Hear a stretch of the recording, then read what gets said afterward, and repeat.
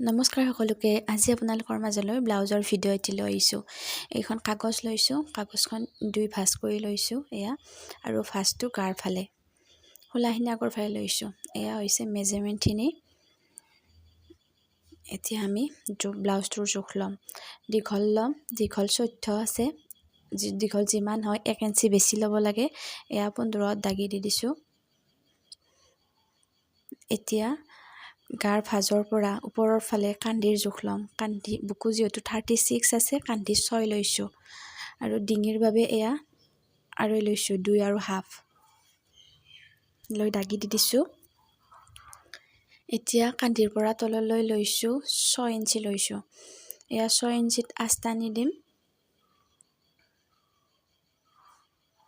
এয়া আস্তানি দিছোঁ আৰু ওপৰৰ 6 ইঞ্চি দাগিৰ পৰা আঁচলৈও এডাল আস্তানি দিম।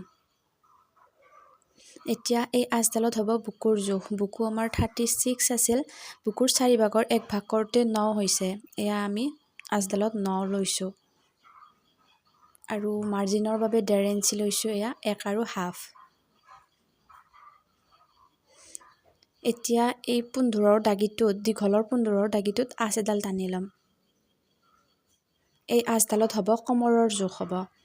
কমৰ আমাৰ 30 আছিল, 30ক 4ৰে হৰণ কৰোঁতে 7.5 হ'ল। এয়া 7.5 লৈছোঁ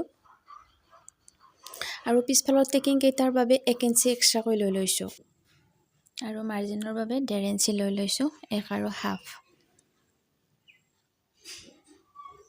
এতিয়া মাৰ্জিনৰ দাগটোৰ পৰা মাৰ্জিনৰ দাগটোলৈ এডাল আস্তানি দিম। এই চিলাইৰ আঁচৰ পৰা চিলাইৰ আঁচলৈ এডাল আস্তানি দিম।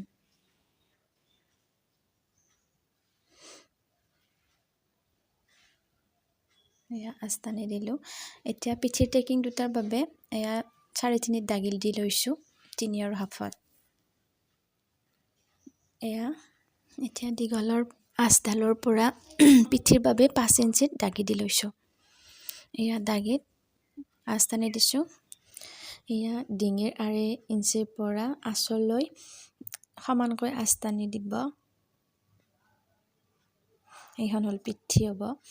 এতিয়া হাতৰ চেপটো দি দিব এইখিনিত। এইটো হৈছে হাতৰ চেপ আৰু এইপিনে পিঠিৰ কাৰণে চেপ দি দিব ৰাউণ্ড কৰি।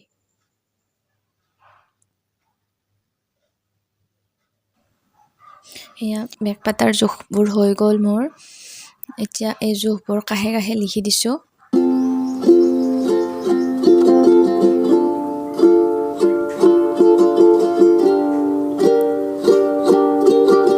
এতিয়া এই আছে দাগে দাগে ধুনীয়াকৈ কাটি ল'ব।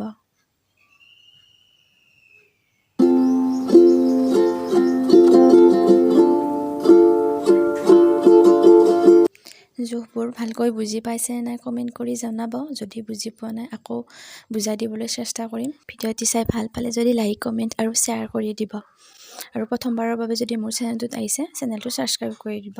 শেষলৈ চোৱাৰ বাবে ধন্যবাদ।